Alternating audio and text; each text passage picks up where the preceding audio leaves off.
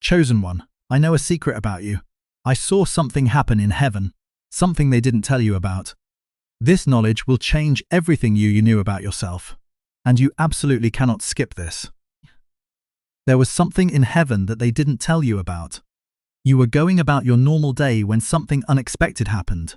It felt like just another time. You had to push through and stand your ground when everything was against you. An event that seemed small to us on earth but was felt in heaven like a quake.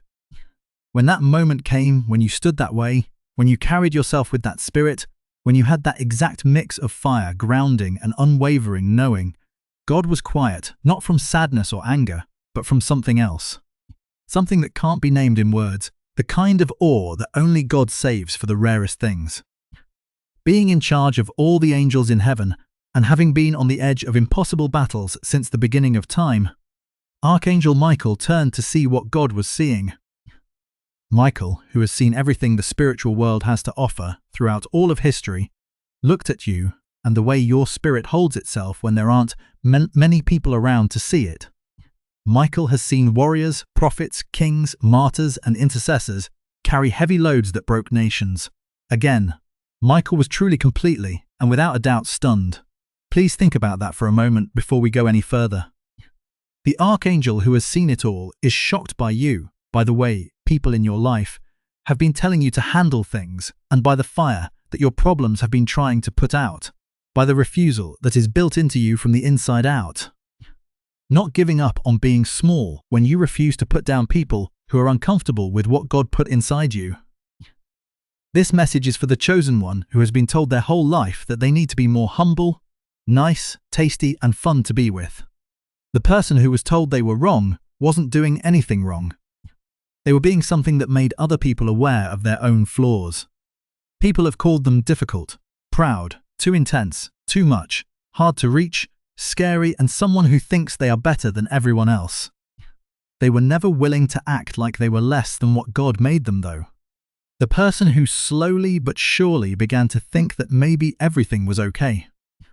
If the fire they carry isn't a gift but a problem, it could be the thing that burns inside them and won't go out no matter what tries to put it out. If that thing is really the flaw in their character that everyone in the past kept pointing out, if only they could have more peace, success, and relationships that last. They should learn how to say no. Please pay close attention. Chosen one. Being speechless in front of God was not a sin. Someone signed it. It was the sign of someone who was so in tune with who heaven wrote they were, before the world was even made, that even God stopped to take it all in. Not to fix it, to keep it hard, to see it and treat it with the same respect that the Bible says God has for people whose hearts are completely His. Perfect does not mean whole. Complete means not split up. Complete means that they have the right kind of fire inside them and won't let the pressures of the world change it. The thing that people in your life have called a problem is your attitude, which is not split up. It can't be sent somewhere else. And heaven knows what that means for the kingdom and your calling. Even if the people around you can't see past how it makes them feel, I want to explain what it means to be spiritually speechless. Before we talk about the 5 things God saw in you, we don't mean that God was confused. When we say that God was speechless, there is no confusion for God. It's not that we think God didn't expect this. In the same way that people are surprised, God is not surprised. In the divine framework of how what happens on earth affects what happens in heaven, there are times when things are seen in a different way. There are times when something happens in heaven that doesn't just be acknowledged or watched over and over again. There is something that ripples and makes the people who watch from heaven take note in a way that is different from how they normally do that. Now is one of those times, your time. Please know that every seed you plant in this mission grows into a torch that shines in someone else's darkness. Whether by buying a coffee, making a donation, or becoming a member of our community does not go to a channel. Your actions are supporting a divine mission to save lost souls. But more than your support, we want your presence. When you head to our community through the link in the description or the pinned comment, you aren't just visiting a site. You are entering a community of life-minded believers. This is a sanctuary where you can post your prayer requests, lift up the burdens of others, and engage in daily discussions with a family that speaks the language of faith. Whether you are joining one of our membership tiers for deeper study, sowing a seed of faith, or simply joining our daily morning prayers, you are helping us build a global altar of worship. Heaven moves through willing voices, but it grows through a community that stands together. Each gift you give acts as living water for those in our community seeking healing and hope. Give, and it will be given to you, is the promise that sustains our shared mission. I invite you now to step out of the shadows and into this circle of prayer. Come with purpose. Join the conversation and plant your seed in fertile ground. Let's open the heavens together. Release your seed today. Join our community and see what God brings back into your life. That kind of ripple was caused by the way you think, and it has been building into something specific for your life. Something that has to do with the fact that God was speechless. And then there was silence. There was something in the silence that wasn't empty. Making a choice could be heard in the silence. When there was silence, something that had been waiting for you finally had a chance to come out. Let me tell you about Michael in the architecture of heaven. Knowing his part will help you understand how important it is that he was shocked. In the Bible, Michael is called one of the chief princes in the angelic realm. This title only belongs to the most senior figures and means that the person is very close to the throne.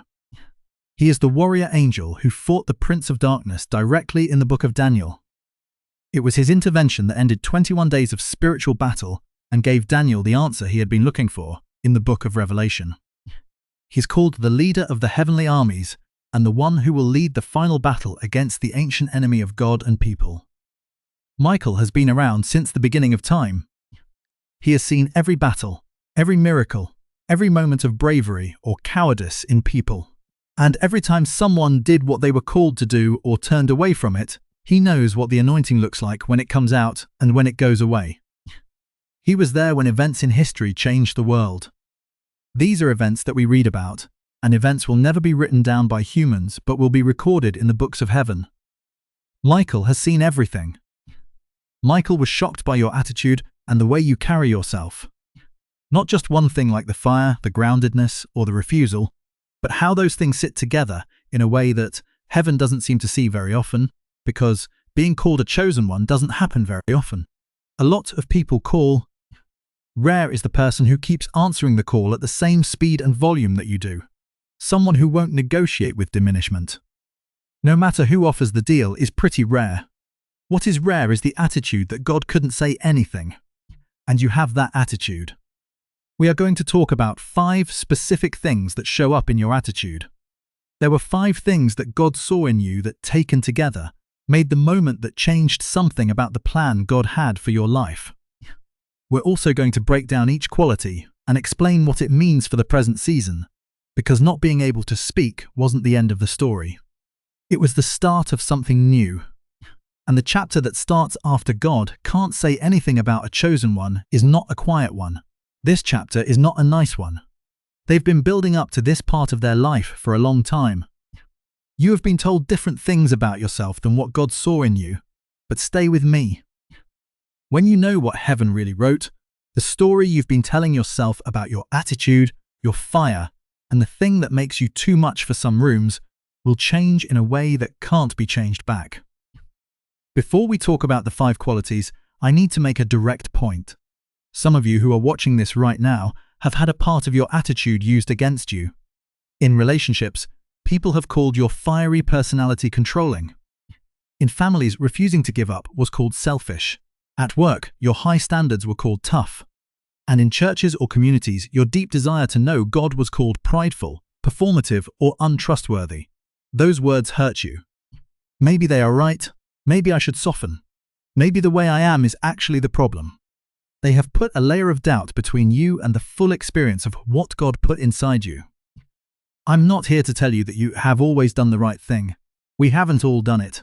But I'm here to tell you that what you believe at your core, the part of you that God saw and couldn't say anything about, is not the problem. It was never a problem. The problem is that the world hasn't yet come up with a word to describe what you are. And some people couldn't stand what your existence showed them about how far away they are from where God wants them to be. I'm going to call your refusal of false flaws the first trait that God saw in you. At different times in their lives, each chosen one is given what looks like a place to rest, a place that is close enough to what they dreamed of, and familiar enough to make their hunger seem unreasonable. People in their community are proud of them for reaching a certain level of success. They are in a relationship that meets enough of the requirements that wanting more makes them feel ungrateful. They are fulfilling their calling in a way that gets them into the rooms. They are allowed to be in. And because the people you love want you to stop climbing, there is a lot of pressure to see this level as the end goal instead of a stop along the way. They don't hate you. It's just that seeing you climb makes them remember why they stopped. Because the floor they made peace with was the ceiling you are pressing against, and they need you to be okay with it too. When you say no, you give them a possibility that makes them feel uncomfortable. Because of this, the pressure they put on you to stop is usually very strong, and comes from people who care about you, are smart or love you but can't follow where you are going. You turn down every false flaw they offered you. You won't be happy with a destination you weren't meant for, because of something inside you that God wrote before you were born. This isn't because you're not thankful. You're not tired, or you don't feel the weight of the climb or the loneliness of being on a level that few people can see or understand. It's because that part of you knows what it was made for and can't be argued or guilted out of that knowing. There have been times when you sat in a room where someone else would have been happy to stay forever and felt stuck because you know, without being able to fully explain it, that this is not where you are supposed to land, that this is a waypoint and not a destination, that the thing you are hungry for is ahead of you and requires you to keep moving toward it, even when it's hard to move and you can't see the destination yet. You've gone down false floors that other people would have had to crawl to get to. You've left comfortable plateaus in your career, your relationships, and your spiritual life. And each time people who didn't understand why what seemed like enough wasn't enough for you talked badly about you. Heaven kept track of every refusal. God saw every time you turned down the version of your life that was almost right, but not quite right. All of those moments spread out over the years of your life, shaped your attitude in a way that led to the moment that left God speechless. The second thing God saw is what I'm calling the fire that doesn't need an audience. People have two types of fire inside them. The first kind burns when someone looks at it. Yes, it roars when there is praise. When someone is praised, when everyone is paying attention, when feedback is good, and when metrics are moving in the right direction. The fire is real while it's going. It is not a fake. It's natural, human, and right. But it needs fuel from somewhere else. When the crowd leaves, it goes dark. When the recognition stops, it gets smaller to keep burning at full power. It needs confirmation from the outside world. Because of this, its output is linked to the environment and goes up and down depending on how much the outside world responds to it.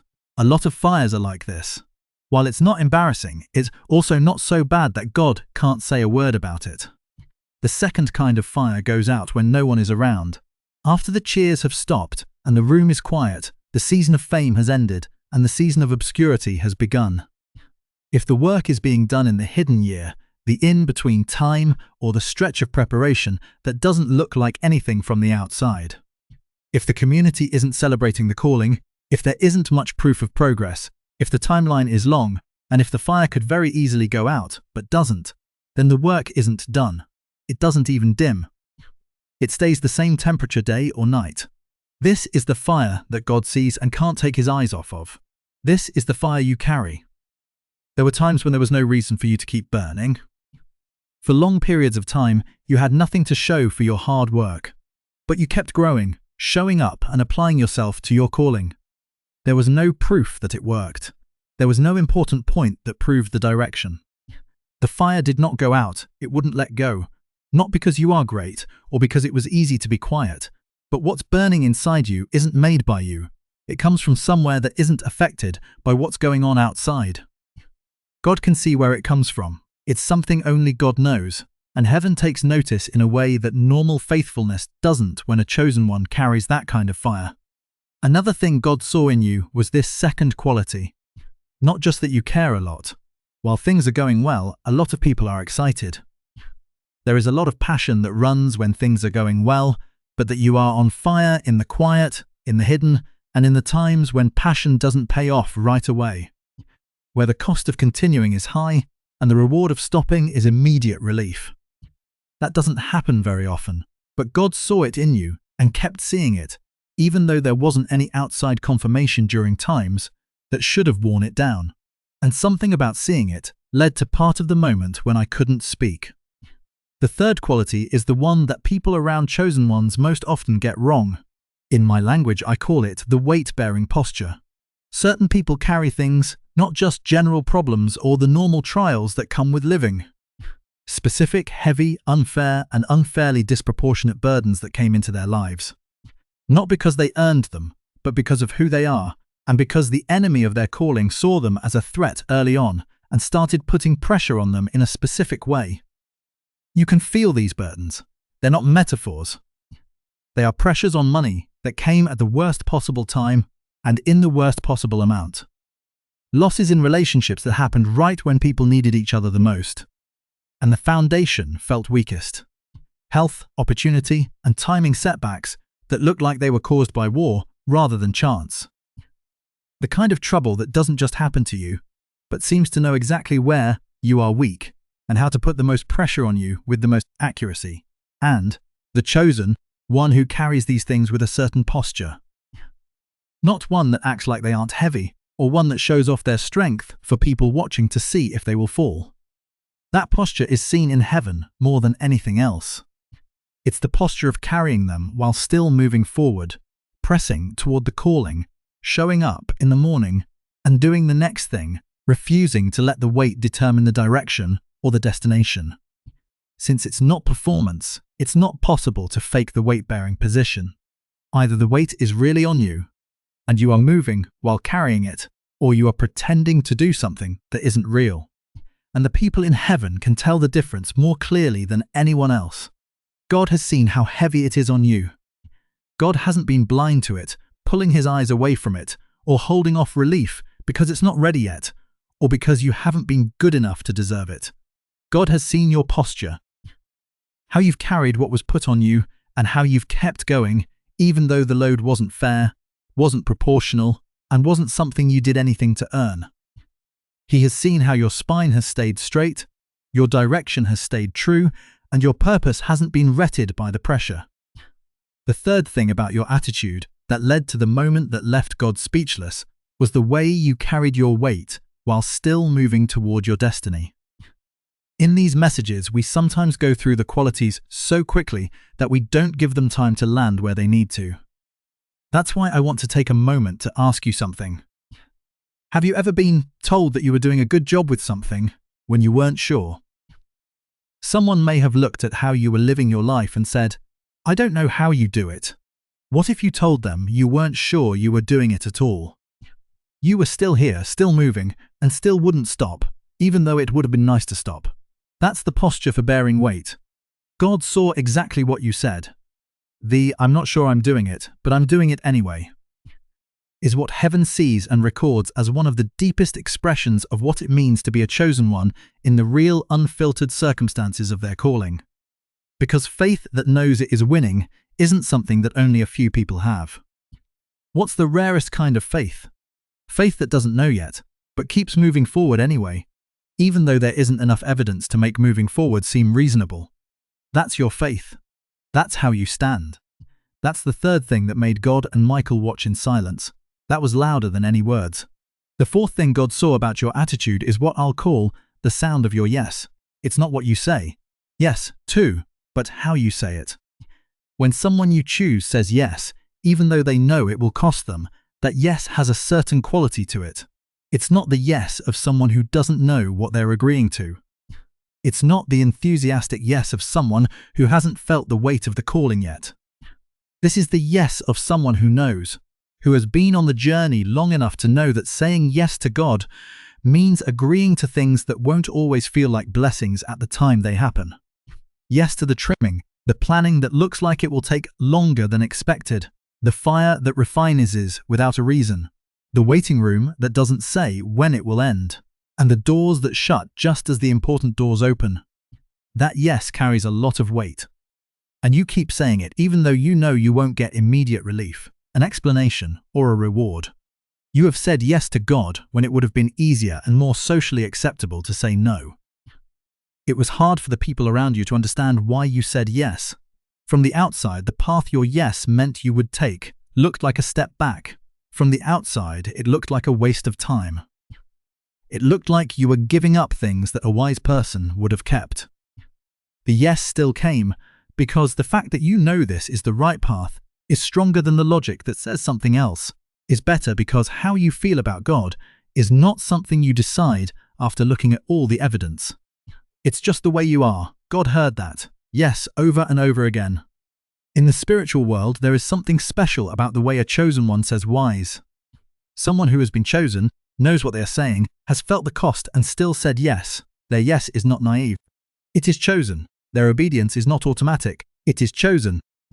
This sends a different signal to the heavenly realm than the normal signal of human faithfulness along the whole path of your life. God has been getting that signal from you. It was easy to say yes sometimes, and it cost you something real and visible other times. During the years when saying yes bore fruit that other people could see, and the years when it led to hidden growth that no one could understand or celebrate. The moment when left God speechless was built by your yes coming back over and over again.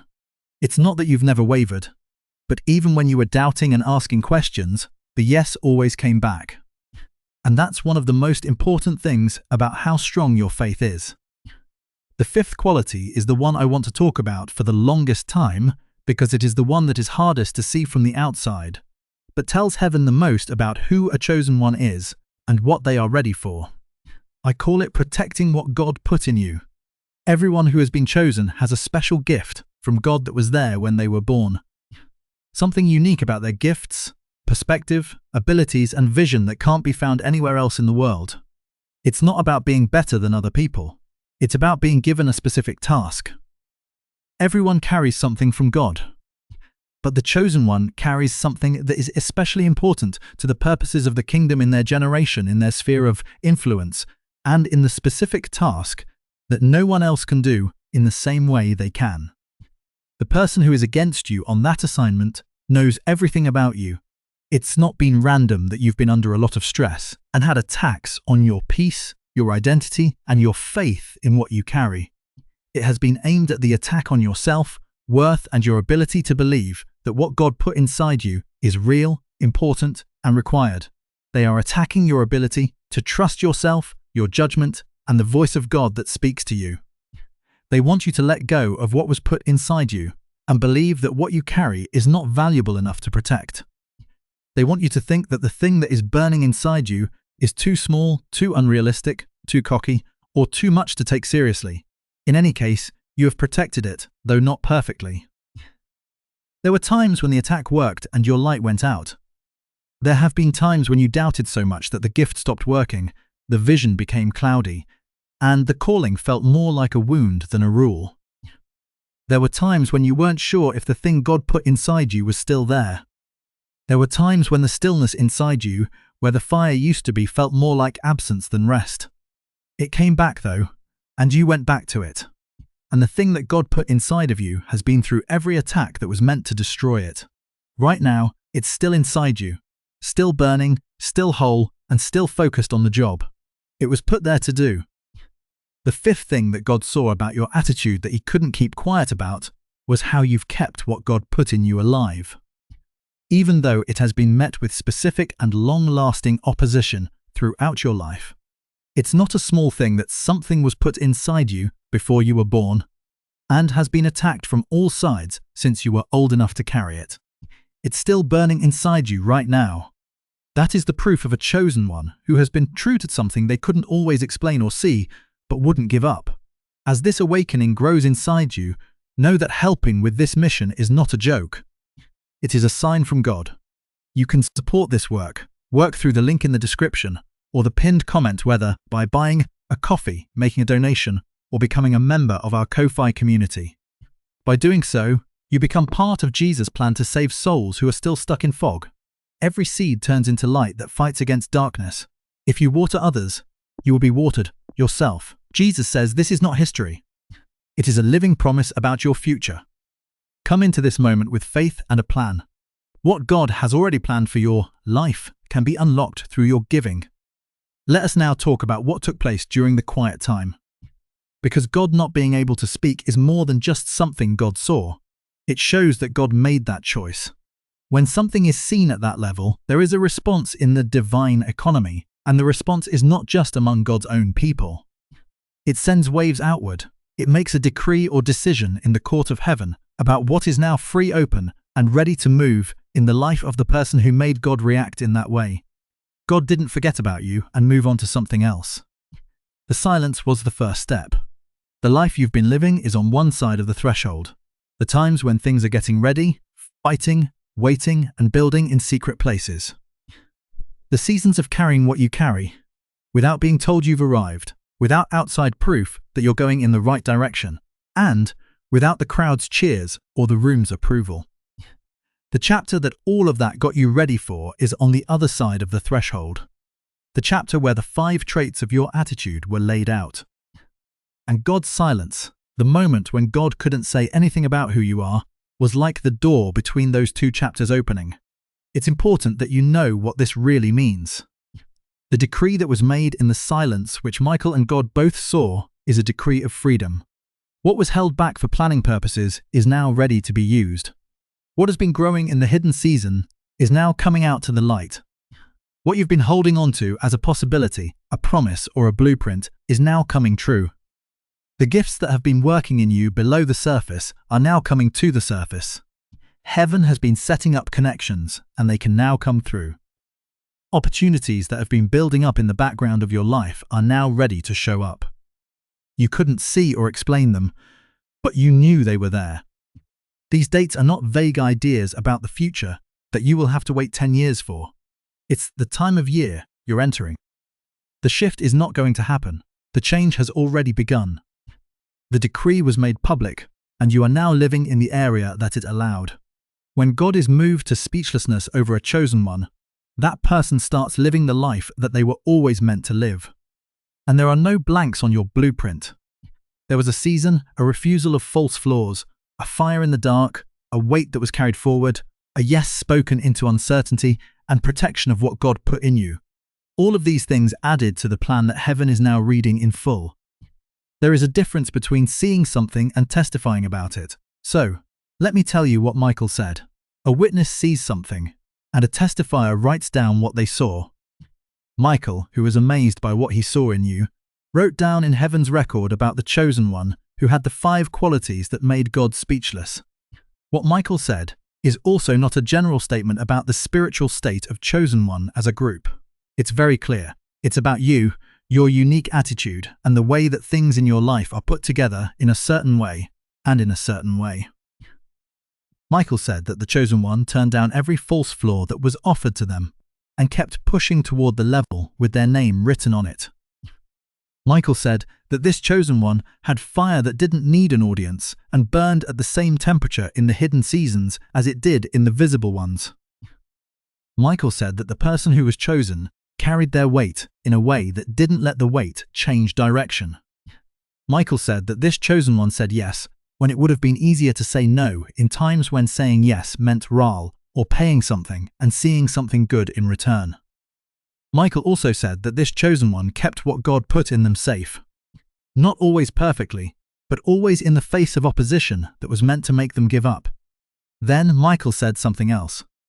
Something that goes beyond the 5 qualities and talks about what those qualities taken together say about how ready this chosen one is for the new chapter. Michael said in court that this is a ready vessel, that all the planning is done, that the shaping that has been going on in the hidden seasons has made something that can now be used for what it was made for. That the chosen one who got this particular answer from God is no longer in the waiting room. The wait area is now ready. The door is open. The next chapter has also been given the green light.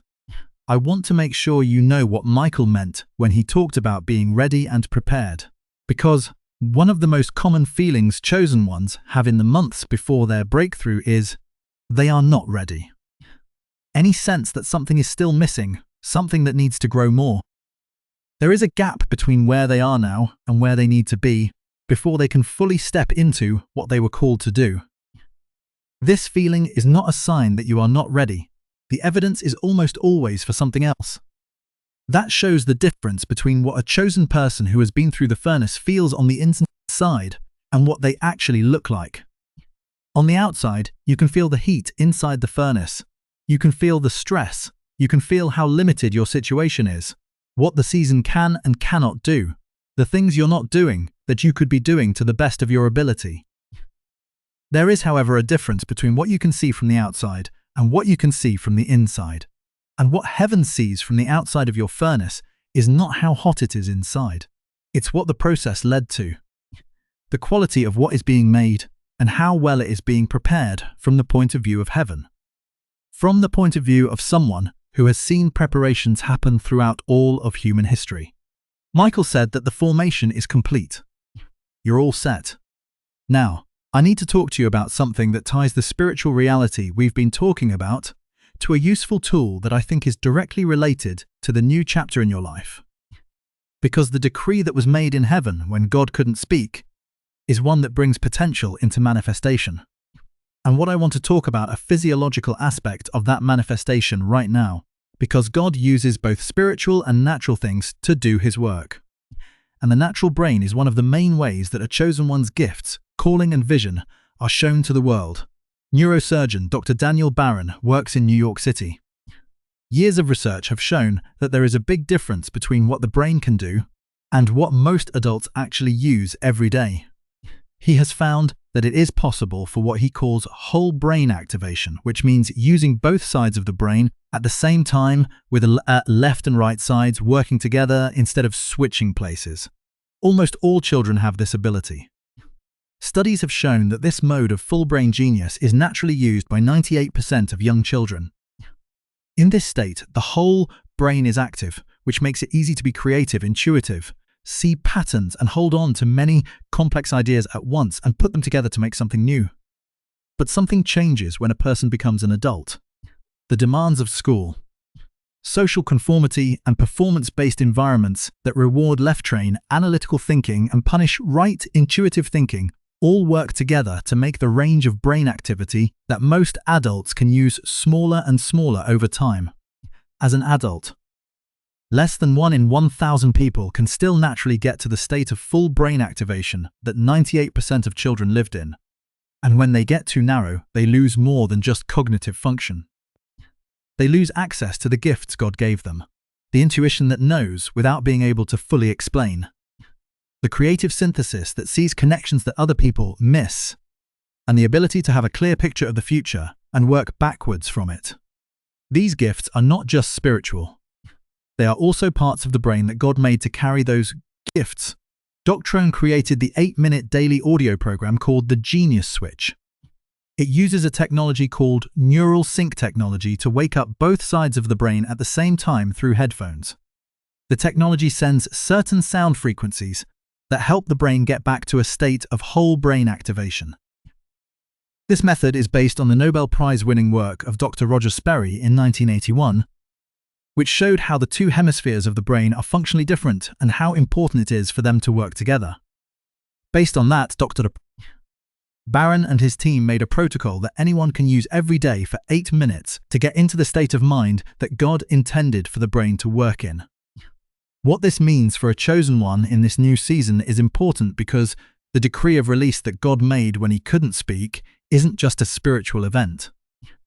It is in order for you to fully use everything that was put inside you and to fully activate everything that was put inside you. You have to fully activate the tool that you use to express those things. The brain plays that part. If you are going into the most important part of your life with a brain that isn't working at its full potential like most adults' brains are, you are going into that part of your life with the main instrument not working at full capacity. That's what the Genius Switch does.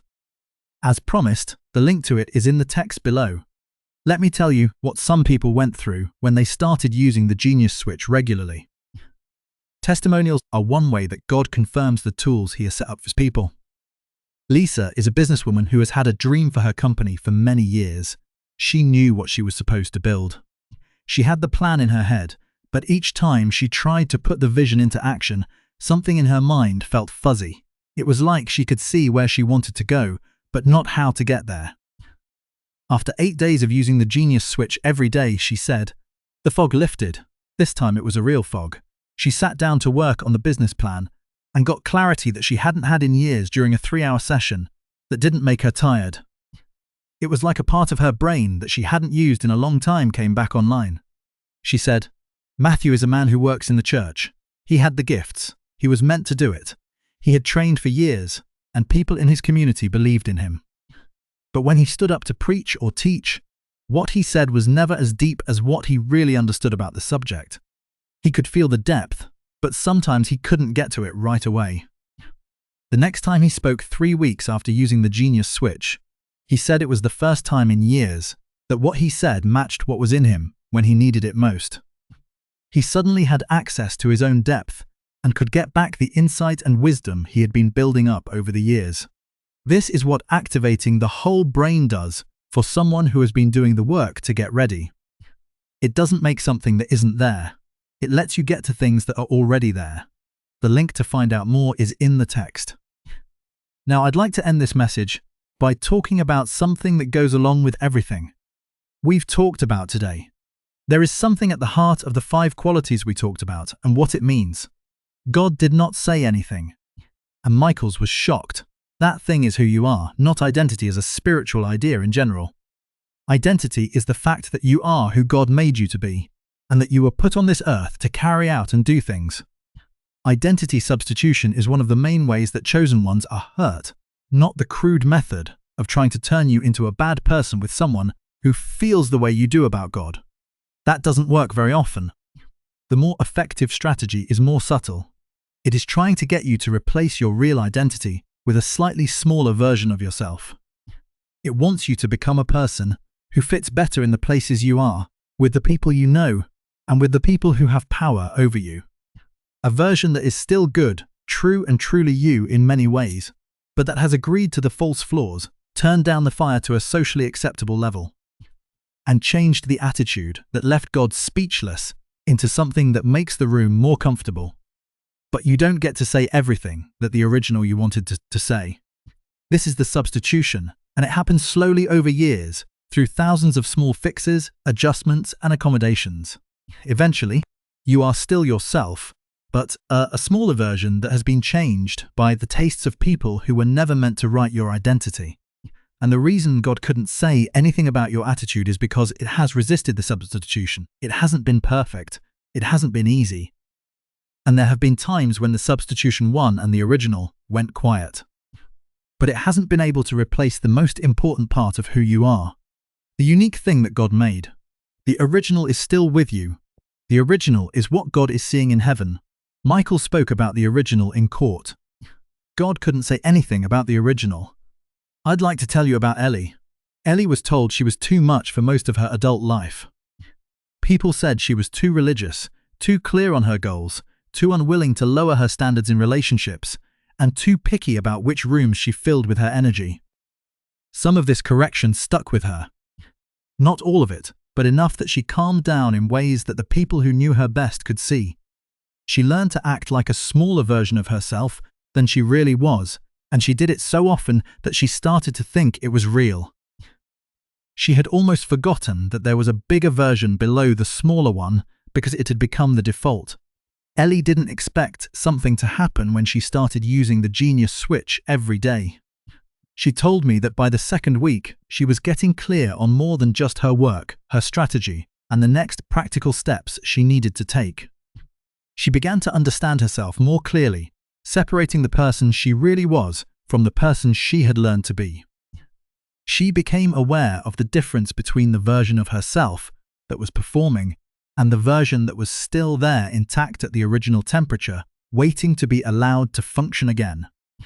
She said it was like the activation of the whole brain, the left and right hemispheres working in coordination the way we're designed to give her access parts of herself she had been operating without for years. Parts that carry the knowing, the intuition, the depth, the fire. Parts that she had been told were problematic. Parts that were actually the original. When she stopped managing those parts and started operating from them, the attitude that people had always called too much started generating a completely different kind of result. Not because the attitude changed, because she stopped trying to fit the original into spaces sized for the reduced version. Within 6 months, Ellie had rebuilt the primary relationship in her professional life on entirely different terms. She had reconnected with the vision she had been carrying for her work and moved on 3 initiatives that had been stalled for 2 years, and the people who had told her she was too much either found a way to honor what she carried, or she found the grace to release them with love, not with bitterness, with clarity. That is what the full activation of a chosen one looks like. Not more aggression, more clarity, more access to the original, more ability to operate from the version of yourself that God went speechless about. The link to the Genius Switch is in the description below.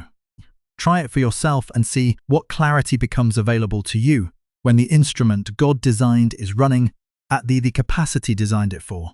Before we close, I want to speak directly to what this message was for. This message was not for you to feel good about yourself for the next few hours.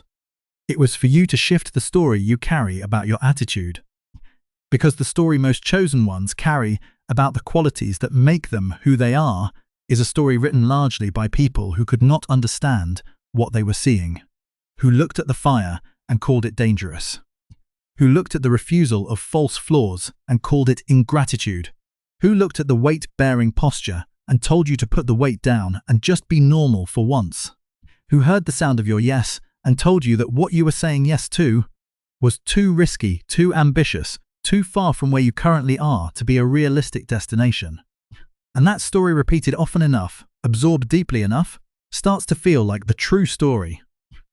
Starts to feel like an accurate description of who you are and what you are allowed to want, and how much of the fire you are permitted to carry without apology. But it is not the true story. The true story is the one that God recorded, the one that Michael testified about, the one written before you were born and confirmed by every quality of your attitude across the full arc of your life. The true story says that the attitude that left God speechless is not a problem to be managed. It is a gift to be deployed. It is the specific signature of the chosen one who is now entering the chapter that all of the preparation was for. And the chapter requires the original, not the edited version. The chapter requires the attitude that God went speechless about, not the version that has been softened to fit into spaces that were never meant to be your final destination. The chapter is open. The decree has been issued in heaven, and Michael has testified to it. The door between the preparation and the manifestation is no longer closed. And the question for you now is not whether you are ready, because Michael already testified that you are. The question is whether you are willing to walk through the door as the version of yourself that God went speechless about. As the chosen one who refuses false flaws, who keeps fire burning without an audience, who bears weight without letting it redirect the direction, whose yes comes even in the dark, who protects what God placed in them. That is who is being called through. If this message confirmed something in you today, something you already knew but needed to hear in this form, I want to ask you to drop "I see it" in the comments below, not as a ritual, as a declaration. A declaration that you see what God saw, that you accept the testimony that Michael gave, that you are willing to walk through the door as the original rather than the reduced version. The people in those comments are your people. The ones who also refused the false flaws. The ones who also kept the fire burning in the dark. You are going to recognize each other. You were never supposed to do this alone. If someone in your life has been carrying the 5 qualities we talked about today, someone who has been told their whole life that they are too much, share this message with them.